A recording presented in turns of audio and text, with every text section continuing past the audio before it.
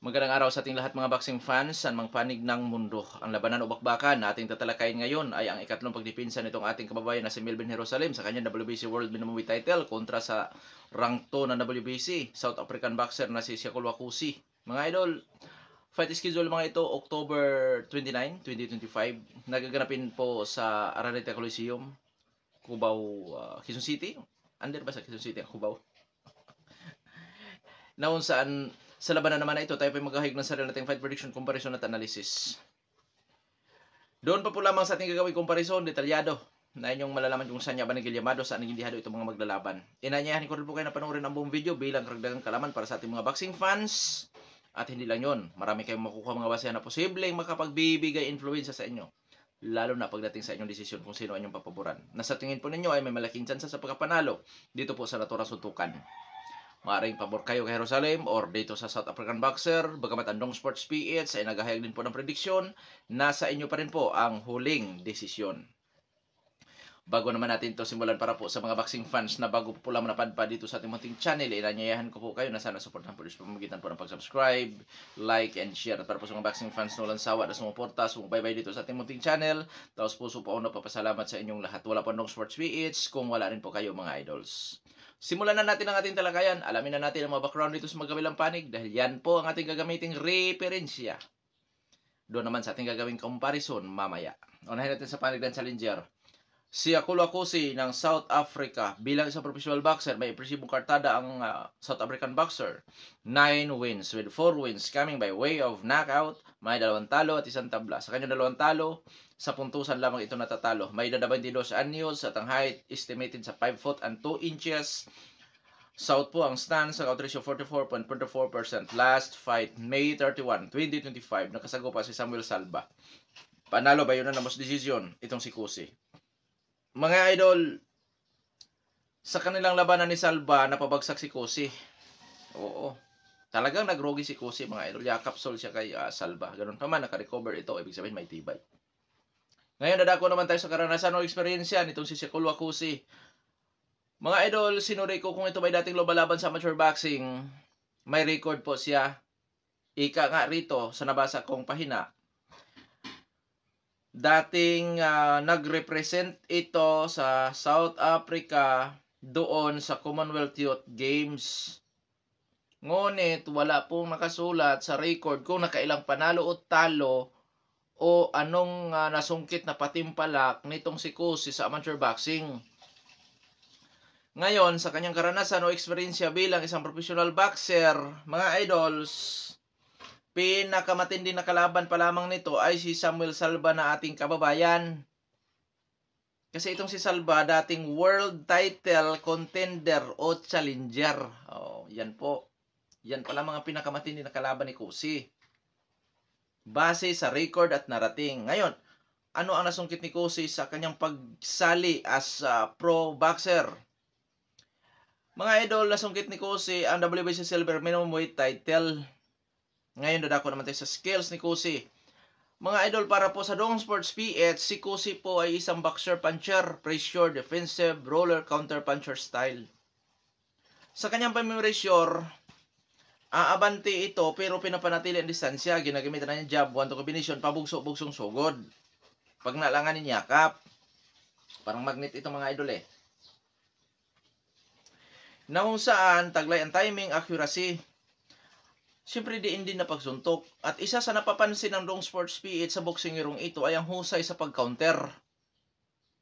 Oo. Sa depensa, average. Marami din siyang opening. Habang sumusugod, bukas ang depensa. Delikadong ma-counter. At isa pa, sa durability naman ito, marunong ma-knockdown. At marunong makarecover. Pero mga idol, sa kanyang pagka-knockdown ha, doon kay Salba, note ko lang po sa inyo, tipong pinagtatakpan ng referee. Matagal, parang pinarecover po. Parang ganun. Oh, favoritism ang tawag doon. So mga idol, yan ang kahinaan ni Kusi. Ang sentido. Mukha ang kahinaan ni Kusi. Bagsak siya eh. Groggy siya eh. Kaso lang naka-recover. Oh, yun. Maano ko na rin na may tibay ang boksingerong ito naka-recover. Hindi talaga tulog eh. Inot ko po sa inyo na sa laban niya kay Melvin Jerusalem, yan na po ang pinakamalaking laban sa buong karera sa boxing nitong si Cossey. At sa tingin ko po, yan na rin po ang pinakamalaking sahod ni Cossey sa kanyang buong professional boxing career. Payday ito ni Cossey, mga idol.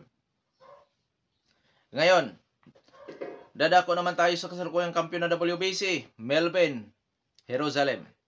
Bilang isang professional boxer, may impresimong kartada si Kabayan, 24 wins with 12 wins coming by way of knockout, may 3 talo, ngunit wala pa nitalang tabla. Sa kanyang 3 talo, isang beses ang katikim ito ng technical knockout. May edad na 31 anyos at ang height, 5 foot and 2 inches, reach 62 inches, orthodox ang stance, count ratio 50%. Sa sitwasyon ngayon, ikatlong depensa ni Melvin Jerusalem yan sa kanyang WBC sa laban niya kay Cossey. Last fight ni Kabayan, rematch kay Yodai Shigoka noong March 30. Panalo si Kabayan by unanimous decision. Oo, kontra Yodai Shigoka. Eksperyensya o karanasan ni Melvin Jerusalem. Diretso na tayo sa mga malalaking laban po. 2017, unang nagtangka si Jerusalem as a world title challenger kontra sa Thai fighter na si Chayapon Monsuri. Talo si Jerusalem sa una niyang tangka by unanimous decision sa WBC ni Chayapon Monsuri. 2017 pa yung nangyari. 2023, nagkaroon ulit ng pagkakataon as a world title challenger itong si Melvin Jerusalem sa WBO ni Masataka Tinagochi. Na kung saan sa first round yata ni Ono kakamali, knockdown si Jerusalem. Bumawi si Jerusalem sa second round at hindi na nga po nakabawi ang Japanese fighter. So dyan nag-world champion itong si Melvin Jerusalem.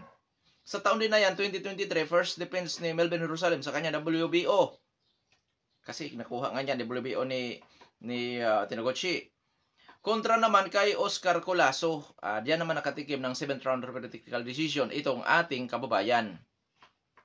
2024, nagkaroon ulit ng pagkakataon as a world title challenger si Melvin Jerusalem kontra ulit sa Japanese fighter na si Yodai Shigoka. Panalo si Jerusalem by split decision. So nag-world champion ulit itong si Melvin Jerusalem. 2024 first defense sa taon din na yon.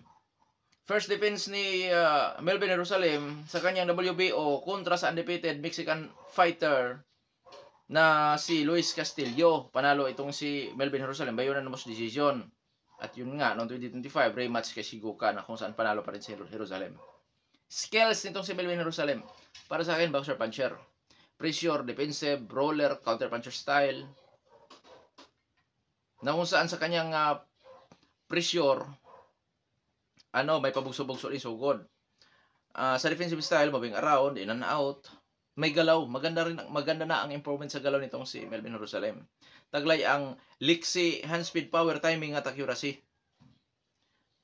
Sa durability, marunong ma-technical knockout pero matindi ang determinasyon. Ito po yung tinatawag natin na world champion na may dugong kampiyon talaga. Matalo, mag-world champion ulit. Ganon. At sa depensa, lagpas average na rin po ang maganda na rin ang depensa talaga nitong si Melvin Jerusalem. So nag-improve po ang kanya depensa. Para sa akin nag-improve. So ngayon dadako na tayo sa ating gagawin na comparison at unahin natin sa dako na pagdadaosan which is sa bansang Pilipinas. Afrikano itong si Cossey. So advantage po yan kay Jerusalem. Siya po ang dinarayo. Hometown decision, favoritism, politics of boxing. Advantage po yan ni Melvin Jerusalem. Ngayon sa sitwasyon as a world champion, may mga pribilehiyo po si Melvin Jerusalem dyan. Na kung saan kailangan magpakitang gilas itong challenger para makapang kumbinsi ng mga hurado. Kung kaya niyang in-knockout si Jerusalem, in-knockout niya na. Kasi pag hindi, delikado siya sa pagkanawi sa scorecard close to fight.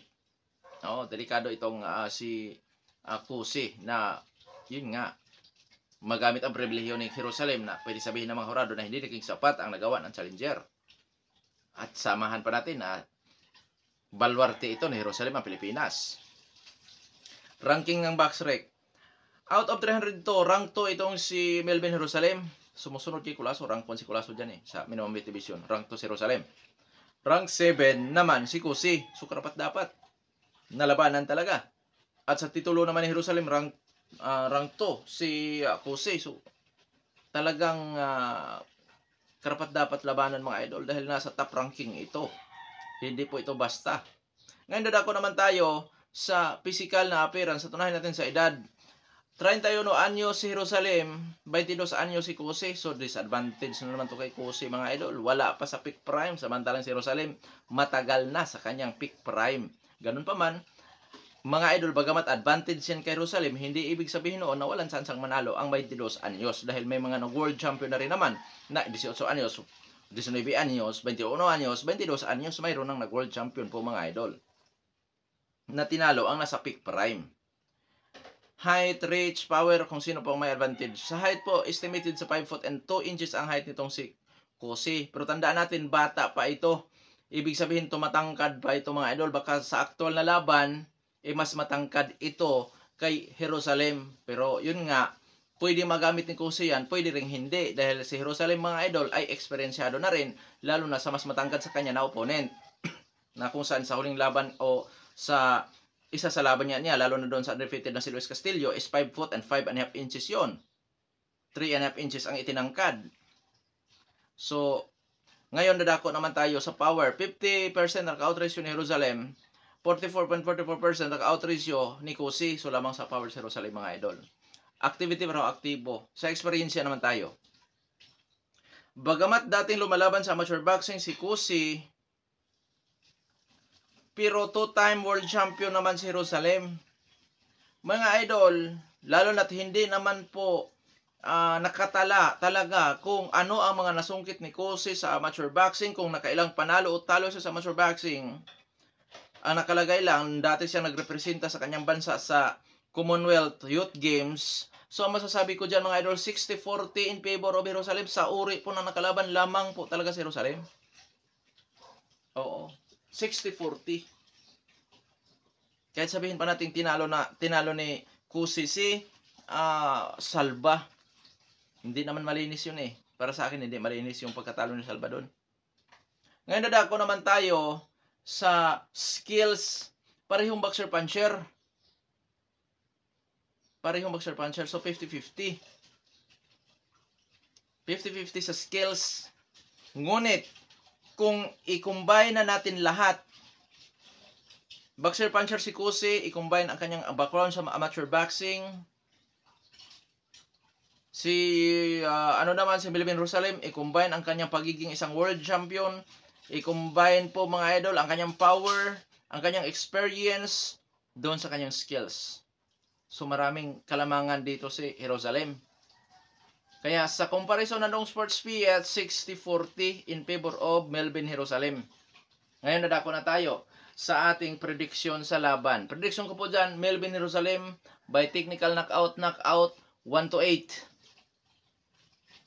Ngayon, dahil sa may tibay din naman itong Afrikano at posibleng hindi ito sasabay kay Jerusalem. Dahil sa boxing po, hindi lang naman yan palakasan kundi pautakan din. Jerusalem pa rin ako ba yun na decision, split decision, majority decision, gamit ulit ang eksperyensya, pagiging boxer puncher, power, na kung saan posibleng maging dominante sa laban si Melvin Jerusalem. Ngayon, sa panig naman ni Kusi, mga idol, sansa nito ay ang maka-upset kay Jerusalem sa pamamagitan ng puntusan o knockoutan. Kuya Dong Sports, may sansa bang maka-upset ito? Sa tingin ko po, oo, may chansang maka-upset po yan. Gamit ang kanyang background as a amateur boxer, gamit ang strategy, posible niyang ma-upset itong si Jerusalem mga idol. Lalo na kung ang gagamitin itong si Kusi ay ang hindi sabayan si Jerusalem. Jab-jab, buntong kombinasyon, alis, takbo-takbo style, ganyan. Huwag lang niyan sabayan si Jerusalem. Jab-jab, buntong kombinasyon, tapos alis, ikot, pabugso-bugsong sugod. Tapos abangan niya si Jerusalem, counter. Kasi magaling na counter puncher si Kusi. So may chance maka-upset mga idol. Lalo na't dating amateur boxer ito. Bagamat hindi nga naka-record kung nakailang panalo ito sa amateur boxing. Pero sa ngalan na ito ay amateur boxer, bagamat boxer puncher po ang aking tingin sa kanyang galawan, pero nakadepende pa rin po yan sa strategy na gagamitin ni Kusi mga idol. Kung sabayan ba niya si Jerusalem, mapaagan laban. Kung hindi niya sabayan si Jerusalem, may chance siyang manalo sa puntusan. May chance. Hindi ibig sabihin na 60-40, walang chance manalo, may chance. Pwedeng maka-upset itong si Kusi kay Melvin Jerusalem sa laban na ito. Na kung saan ang masasabi ko na lamang para dito sa ating kababayan, ang iba yung pag-iingat. Huwag siyang magpakakampante dito sa kanyang challenger. Baka siya ay masilat. Lalo na't nasa top ranking ito. Lalo na't ito po ay galing sa amateur. Oo. So, kaabang-abang na laban ito at full support po tayo sa Philippine Boxing, mga idol. Sa nga dito na lamang ito po ng Sports PH. God bless po sa ating lahat.